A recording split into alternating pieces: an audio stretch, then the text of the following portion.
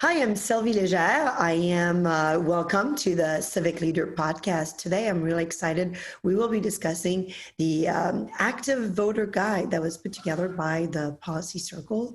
The goal is really to inform all voters, but especially first-time voters, on how to be an active voter, to be prepared to go to the polls, but also perhaps consider volunteering in the election process. So to review this brief and engage in a discussion, I'm so thrilled to have with me Mary Dunne, who is a communication associate at Ballotpedia. Welcome, Mary. Thank you so much for having me. I'm super excited to discuss this brief today. Mary, I was looking your background, and what's interesting, you graduated from University of Wisconsin, political science, but also in public diplomacy and cultural anthropology, peace and justice. Public diplomacy. I feel like the elections, I feel like you're the perfect person to talk about being an active voter. And so I'd love to hear your thoughts about what is public diplomacy and, your thoughts around voting and the election process. Yeah. So, I kind of have a expansive background. I was in school, kind of couldn't make up my mind about what to study. And so I just kind of studied everything and landed on political science. Through my time studying and through my year and a half now at Ballotpedia, I feel like my whole life, I've really wanted to engage in the political process. And I've just been able to really harness my excitement and passion about our democracy and our ability to engage in the voting system. And I think that today, as we talk about the brief, I'm super excited not only to talk about what it means to be an active voter, why it's an important thing, but also just to really share some concrete resources, some actionable steps that you've put together in this brief that we can take in order to be responsible voters, which is kind of what I think, all of this comes down to: public diplomacy. You don't have to be an elected official. You don't have to be someone, high up within your organization to affect change. And so being an informed and responsible voter is all you really need to do to be able to participate in our democracy and be able to enact change. So I'm super excited to be able to talk about that today. Yeah, and that's why we titled this brief, the title of this brief is Active Voter Guide, because voting is not just getting out to vote, is actually being informed and knowing to be prepared to vote. Yeah. So, let's start. And we start with actually registering to vote. Most states require you to register in advance for an election, but there are some states that have allow same-day registration. And this is where, the guide points you to a resource to find out, how to register. There's also a U.S. Election Assistance Commission, and USA.gov is actually kind of the official federal government resource to check the status of your registration and go from there. There's other organizations like vote.org.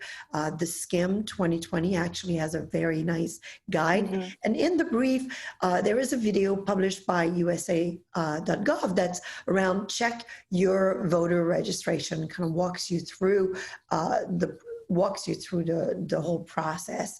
I'd like to mention that if you are a first-time voter, the U.S. Vote Foundation tells you exactly how to register for the first time, and even explains, if you are a student living away from home or studying abroad, how to register. There's also the National Voter Registration Act of 1993 requires the states to provide individuals with the opportunity to register to vote at the same time that they apply for their driver's license or seek to renew a driver's license. So this is important for first-time voters, since many are an age to register to vote when they apply for the driver's license. So that's something to think about. So do you have like some thoughts to share about just voter registration and maybe about, there's a lot of drives around voter registration that Mhm. happens in public places, grocery stores. Um, I think like it's good to ask questions about, how your voter register, if an agency or someone is offering to register you to vote, how they have that power and how that works. I don't know if you have some thoughts on that, Mary. Yeah, yeah, definitely. I know we've seen a huge push to educate the public on how to register to vote and to make sure that you're checking your voter registration status. Just last week on the 22nd was National Voter Registration Day, which was a huge, huge push by organizations all over the country trying to get people to register to vote on that day. But if you didn't, and you're still unregistered, there are plenty of opportunities going forward to be able to and to check your registration status. So I think the first step, right now, as we're nearing the election, the first step is to check whether you are registered. And even if you've been registered in the past, it's still important to check. Like, there are a multitude of reasons why you might need to re-register. So for example, I moved this year from the last election. So I need to update my registration. So any little thing like that, I think it's just important, even if you do think you are registered, to double check and make sure that you are with, any of the resources that you just mentioned.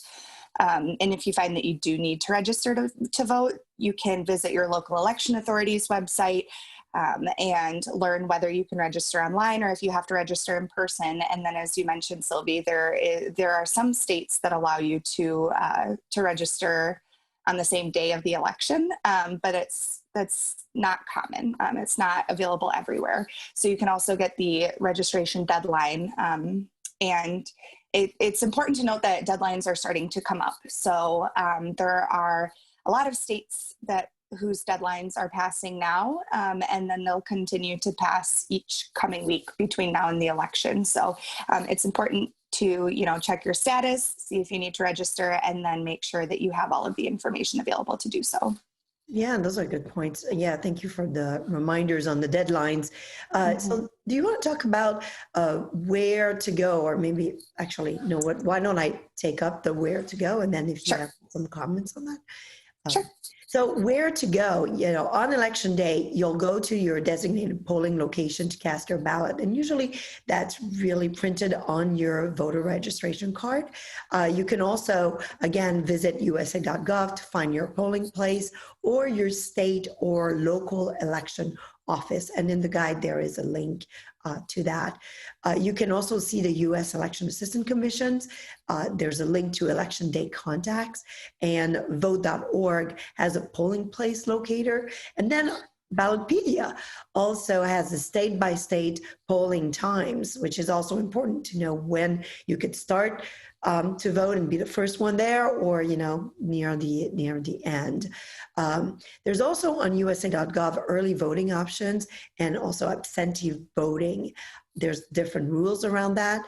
Vote.org has some absentee ballot rules, and if you want to do that, this is really early, over a month before the election is when you really need to start looking at what are the applications deadline, what are the deadlines to vote as an absentee.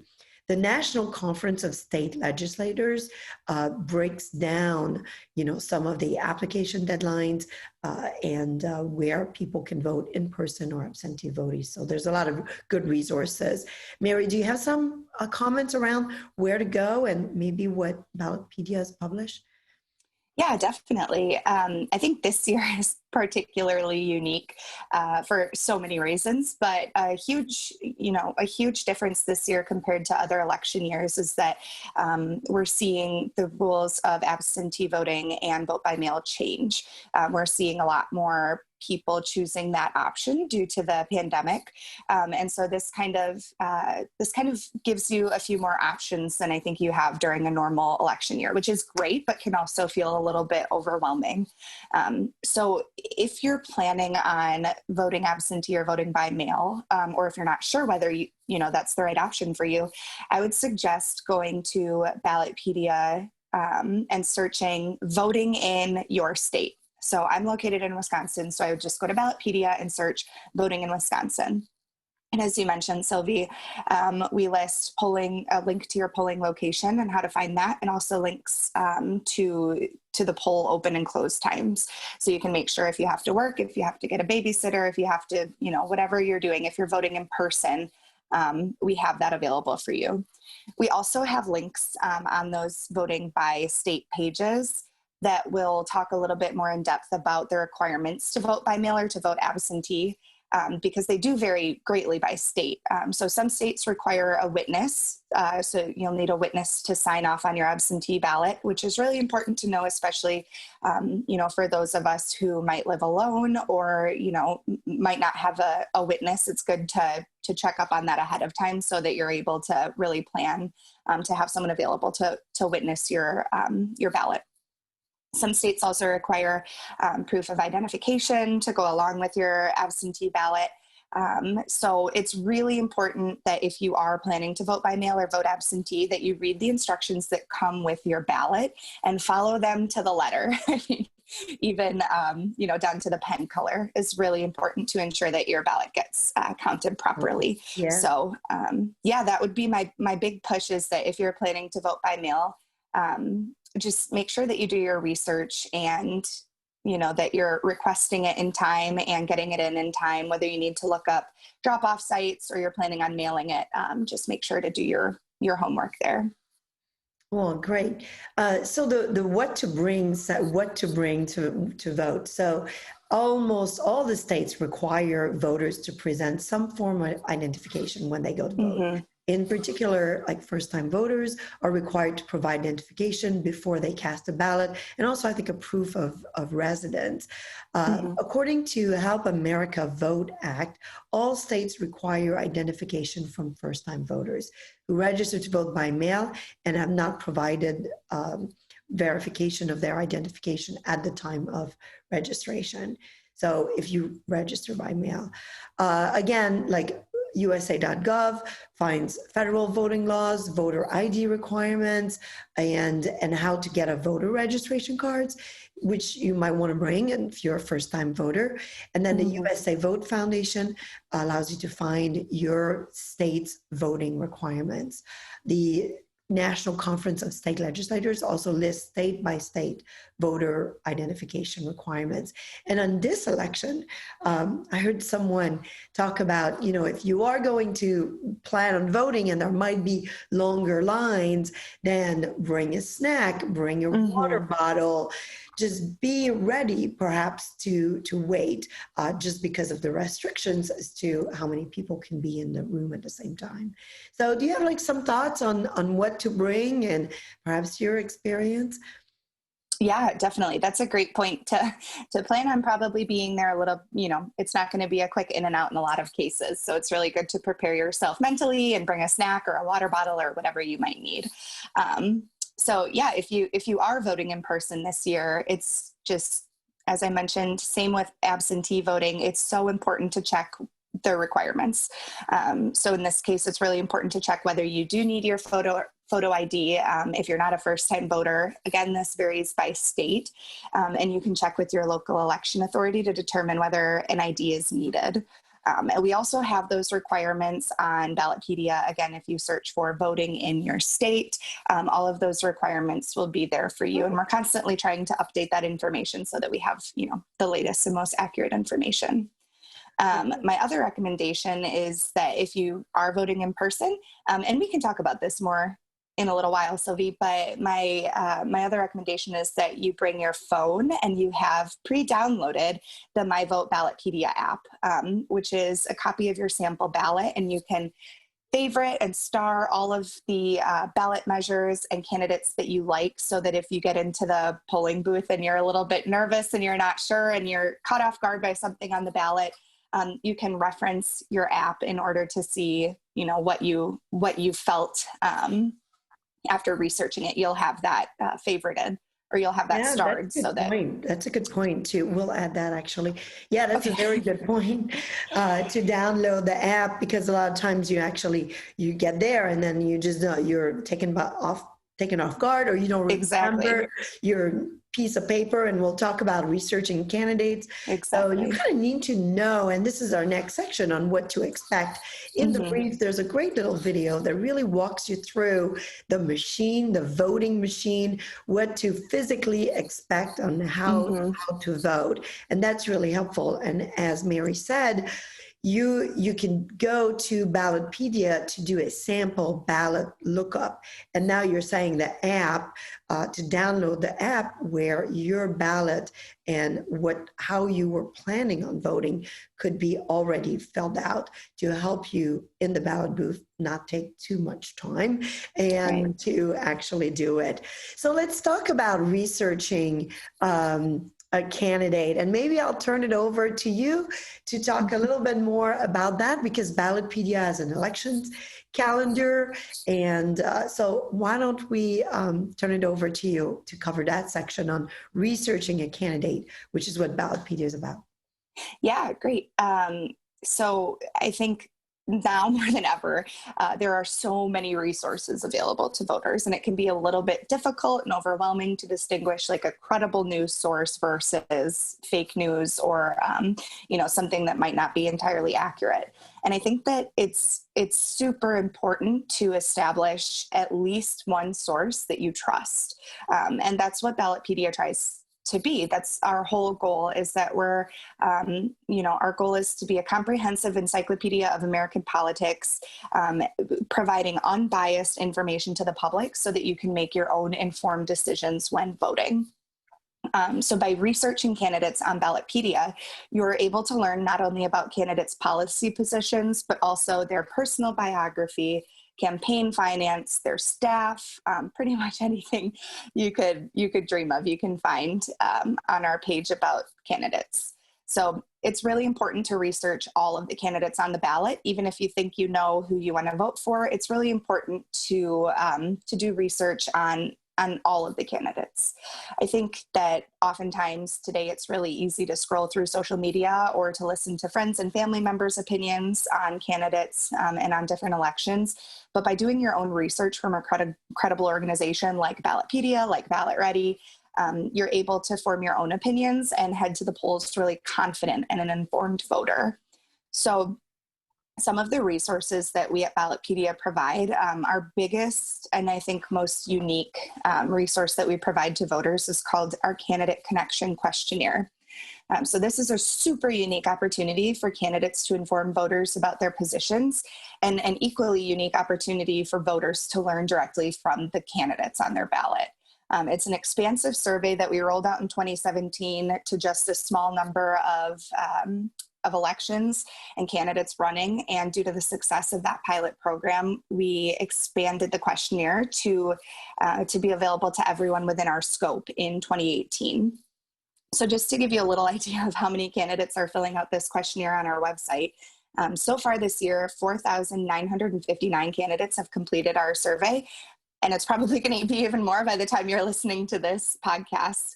We get responses every single day that we're putting up on our website. And so, this is a really, like I said, a really great opportunity for you to hear directly from the candidate. And then we do have, go ahead. Oh, I'm sorry. Go ahead.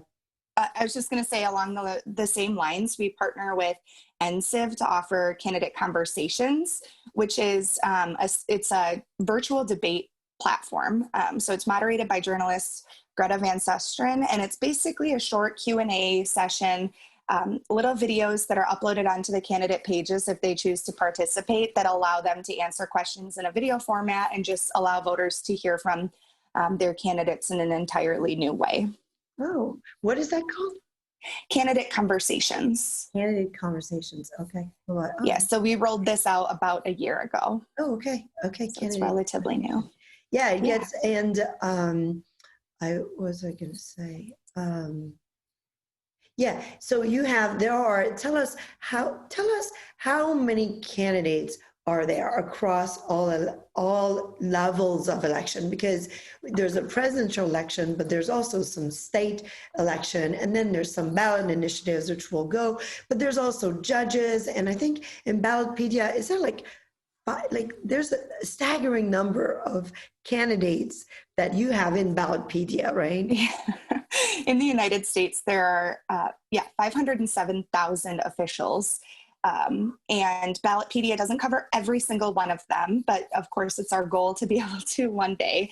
But at the moment, we cover the 100 largest cities in the United States, which covers 60 million people who live within those cities. So not only do we cover all federal and all state elections and elected officials, but we cover, the hundreds of thousands of local elected officials within those top 100 cities. So within our encyclopedia at this point, there are over 300,000 articles on our encyclopedia.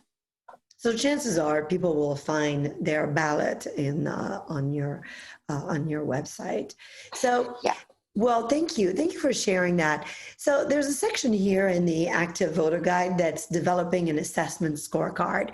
So I have to say that this is kind of my personal favorite in our family. We are really big proponent of decision matrix, where you have some specific criterias and you score people on those criterias. And we included here in this scorecard a candidate scorecard that was developed by the Clark County in Washington. So it's totally a group of citizens that developed this scorecard, and so it's a sample here, but maybe you could use it yourself for your own candidates. And they suggest to explore the stance of candidates in 3 areas. One is their beliefs, right? What's their beliefs in the role of government in our lives, in our communities, taxes, private property rights, and special interest collusion, which might be corporations, unions, just other groups, different special interest groups. What's their their relationship, and also their participation in those. The other section is the governability relative to their life experience. What's their life experience that they would bring to the table to help our government govern more efficiently and fairly and represent us effectively. They also have a section, a criteria on relevant issue knowledge, political savviness, leadership, team building skills. And then there's a section on electability, their campaign abilities, their reputation, their financial strength, speaking ability, name recognition. So those are kind of 3 areas. And if you go to this candidate scorecard, it's very detailed. You could hover over each of the headlines to understand their criteria and maybe make up your own scorecard. But if you are really undecided, this might be a good way to decide, to research and decide how to plan your vote. So, so I thought this was a great tool. Yeah, it's a great tool. So, ballot measures. Mary, I invite you to talk about ballot measures, because that's also something that Ballotpedia can really be helpful to research. And perhaps you could start by explaining what it is. Yeah, definitely. So ballot measures are a little bit more obscure, or I would say, sometimes we're not as informed about ballot measures as we are about candidates that we are voting on. But it really is important to know exactly what will be on your ballot, including the ballot measures. So a ballot measure, by definition, is a law, issue, or question that appears on a state or local ballot for voters to decide. And ballot initiatives are specifically ballot measures put on the ballot for voter consideration through people collecting signatures. According to the National Conference of State Legislatures, the process begins when a citizen or a group of citizens proposes a petition and files it with state officials. The state officials then will review the petition, and then if it's approved, give the initiative a title and summary. And the petition is then circulated to obtain the required number of signatures of registered voters. And then if they meet this goal, it's submitted to the state election officials once again, who then organize for the measure to go on the ballot either directly or indirectly via legislative approval. So on Ballotpedia, we have a ballot initiative map that kind of brings you through all of the initiatives within our scope, and give you a little bit more information on them. And we have a really great ballot measures team who's constantly updating those initiative pages with opposition and support and additional details as they come out. I would also say that the National Conference of State Legislatures Ballot Measures database is an incredible resource for ballot measures that might appear on your ballot. What I find helpful on Ballotpedia is that you kind of explain there's a wording of the ballot initiative, which sometimes is actually hard to understand. It's like, Yeah. what are they asking? And then Right. I think on Ballotpedia, you almost like translate that. It's like, by voting yes, this is what you're voting for. By Right. voting no, this is what you're voting for. Because sometimes the wording of these ballot measures is such that you're not sure what you are agreeing to, and what will your vote be a vote to further research or explore a possibility, or will it actually be something that will be implemented? So that's kind of a really value add service that Ballotpedia offers to, again, be a really informed voter. Yeah, I would say that, as someone who's been voting for just about 10 years now, I have found myself in this situation several times where I walk into the booth and I see something that I just can't, I researched it, but I just cannot remember for the life of me what it means. And the wording is a little bit tricky, and I don't know if I should say yes or no. And that's a really just terrible feeling when you're voting, because, it does have an impact. So, that's another reason, just to plug our sample ballot app, My Vote Ballotpedia. You can do the research ahead of time. And like Sylvia was saying, you can go ahead and you can break it down and see our sort of, breaking it down into layman's terms rather than this complicated legalese, is something that all of us can understand. And then you can, favorite that within the app so that when you get into, you get to vote, you can pull it up and see exactly what you had chosen and feel more confident being able to vote.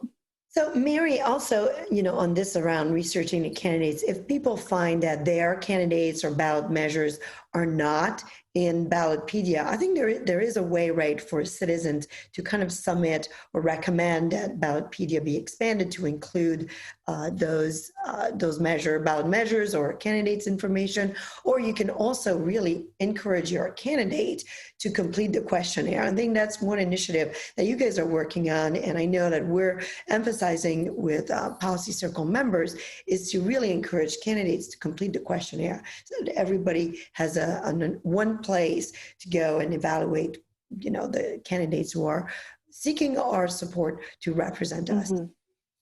Yeah, definitely. One of my favorite things is seeing, when I pop into our Twitter account, seeing just regular voters like you and me tweeting at their representatives and saying, hey, why haven't you filled out Ballotpedia's Candidate Connection Survey? I really want to hear from you.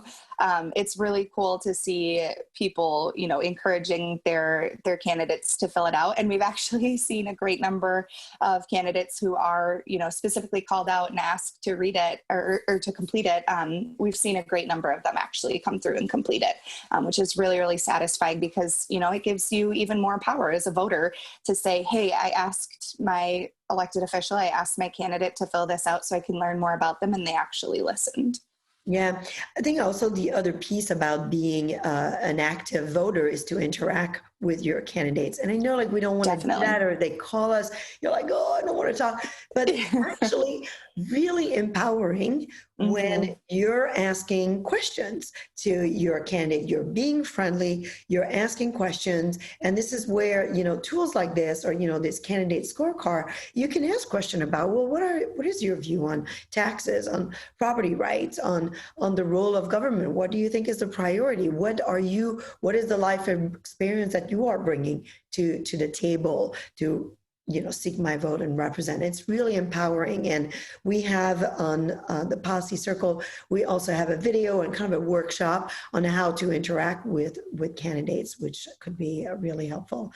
And Definitely, you become part of the process, and you feel that you're not that government is not happening without you when you go to the voting booth informed. it's really great. And you have to research it. There's so many judges every election, or water reclamation board, Right. or, like clerk commissioners. There's a lot of different roles that, people are seeking your support, that are representing you, that are impacting how government functions. And being a citizen is not just showing up. In this case, it's being informed. So I invite you to take that seriously. So thanks for sharing this information about, what Ballotpedia offers. So, there are important roles at the polls. Voting is one. And maybe, Mary, you could talk about poll workers. There's poll workers and there's poll watchers. So maybe, Mary, can you talk about being a poll worker? Yeah, definitely. So, as you were mentioning, it's super important to be engaged. And so that means not only being, an informed voter and taking your role as a voter seriously, but also looking for other ways that you can become involved in the election process. And one of the most effective ways that you can do that is by becoming a poll worker. So these are also known as election officials or election judges. You may have heard those terms as well. And serving at a polling location can help to ensure that election rules are followed, which ultimately ensures the integrity of the results of the election, and ensures that everybody who's eligible to vote actually gets the opportunity to do so. And the Policy Circle also has an amazing brief called Elections and Election, excuse me. Okay, let me start over. The Policy Circle also has an amazing brief called the Elections and Election Integrity Brief, which goes into a little bit more detail about this and about election integrity. So I would highly recommend that as well. So poll workers, if you've voted in an election before, you probably didn't even notice, that you were interacting with poll workers, but they're the people at your polling place who are checking in voters, issuing ballots, answering voter questions, setting up and testing the voting equipment prior to the polls opening, and then also staying past the time of the polls closing in order to tally the ballots and secure voting equipment. So they have really, really important roles, and they do receive specific training prior to election day that is specific to their county or municipality. They serve a really important role. So if you're interested in serving as a poll worker, you have to meet the eligibility requirements in your state. And while it does vary a bit, most states generally require that you be a citizen of the United States in good standing, have the ability to speak, read, and write in the English language, not be a candidate for any office in the election or to be an elected committeeman, must be registered to vote within the county in which the election judge serves. So, for example, if you are a voter in suburban Cook County, you're able to serve as a poll worker or election judge either in the suburbs or in Chicago. And then lastly, it's common that you'll complete a short election judge training session provided by the election authority. So there are some great resources if this sounds like something that you might want to do, some way that you might want to get involved on election day. And you can see your specific requirements at True the Vote, Work Elections, and the National Conference of State Legislators. So those are some really great resources to be able to start if this sounds like something you are interested in, a way that you'd want to engage in the process. Yeah, and there's actually a website that's called like Work Elections, and there's the National Association of Secretaries of States. So there's a lot of resources, and it's a pretty easy process. You don't necessarily, there's different rules, and I know my daughter in high school, even if you are not 18, you can participate and be a poll watcher or poll worker. There's specific rules, and a lot of times you get paid to do that, spend a day, and you have to be there for the full day. But again, we interviewed women who have been poll workers and kind of share their experience. And one of the ladies said, I really feel like this was an act of love from my community. Oh, wow. That was really profound and inspiring. You're like, wow. Yeah. Really taking it seriously. The Definitely. other role is poll watchers. So it's overseeing the election process. So poll watchers monitor the election procedure to ensure compliance with the law. And the ultimate goal is to hold fair elections that report accurate election results. The poll watchers differ from the election officials in that they have no legal authority in the polling location and are strictly prohibited from touching any ballots or other voting equipment. Rather, they are election observers who report any irregularities at the polling place, thus helping to ensure free and fair conduct of the elections. Many times, just their mere presence is enough to deter fraud, and reaching a legitimate, fair outcome requires following the law for every vote that's cast. So political parties, candidates, proponents of ballot initiatives can appoint partisan poll watchers, and there's also nonpartisan organization who can appoint nonpartisan poll watchers to observe the elections. So, so as we said, their responsibility is observing the ballot box prior to voting, ensuring that it's empty, ensuring that the machine starts at 0, observing the election officials as they carry out their activities during the election day, observing that provisional ballots are given when required, and that voted provisional ballots are placed in secure receptacle provided for this purpose and not fed into the ballot optical scan machines with the regular ballots, so it's different. Observing counting procedures include provisional votes and tallying ballots. Keeping detailed records of what goes on in the polling place, observing the timely closing of the polling place, observing election officials properly securing blank ballots, processing defective or damaged ballots, closing the electronic logbook and transmitting the votes, and calling to the attention politely of the election judges any incorrect voting procedure or apparent violation by anyone in the polling place. So there are also rules for poll watchers outside of the designated polling locations. So nursing homes are important locations for poll watchers to be on election day. And if you witness a fraud while poll watching at a nursing home, you have to kind of call it to the attention of election officials. And if a fraud occurs, call the campaign or political party for whom you're a poll watcher, and they have someone nearby who can help and can bring the issue to an election authority. You can call the election authority to report the possible fraud, and you can also detail in writing the incident with as much detail as possible, and capture the election name, their badges, a lot of those details. And the qualifications for being a poll watcher varies somewhat from state to state. And some states do not require poll watchers to be residents of the state. Others require poll watchers to be registered voters in the county. So there's a whole list of requirements. And to become a poll watcher, you can contact the political campaign or an organization, and you can also contact the election authorities for your state. Usually the candidate or political party provide a short training, and True to Vote also offers training information and resources. And this is something that can be really enjoyable. You can bring kids, you can bring a friend. There's many polling locations that house multiple precincts. So 2 people can easily cover a few precincts this way and have a big impact. So in many races, it's a close call, and a simple counting mistakes are not the only troubles. When election fraud is considered, it's easy to see how important every vote and every poll watcher is to maintaining the integrity of an entire election.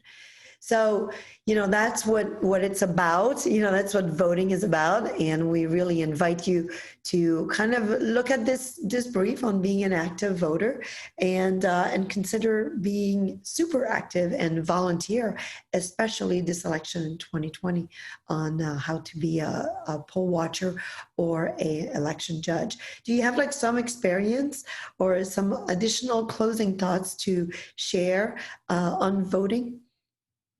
Yeah, thank you so much for having me, Sylvie. This has been really wonderful, and I'm super excited. I know that this brief has so much great content in it and actual actionable, tangible ways for people to get involved. So yeah, thank you. I'm super excited.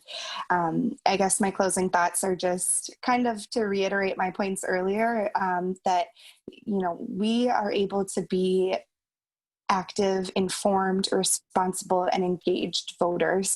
And there are so many amazing resources out there, from the Policy Circle to Ballotpedia, Ballot Ready, Vote.org. There are some really incredible organizations out there. So start doing your homework now. Yeah, that's See if right. you're registered. That's Request your right. absentee ballot if you need to. Register. Do the buddy system. Do whatever you have to do. It's great to, you know, if you get a buddy that you're going to go to the polls with, great. Not only do you have accountability, but you also have gotten someone else engaged in the system. So, we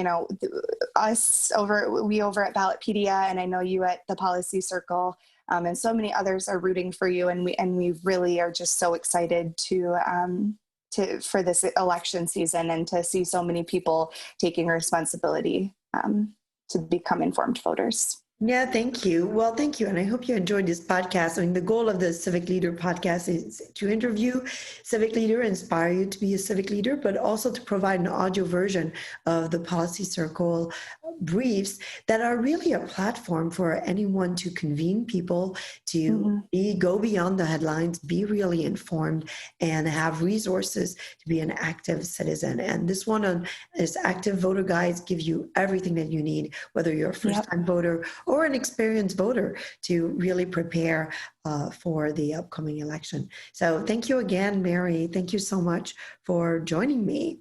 Yeah, today. thank you for having me. Thank you. Bye. I'll stop. Bye-bye.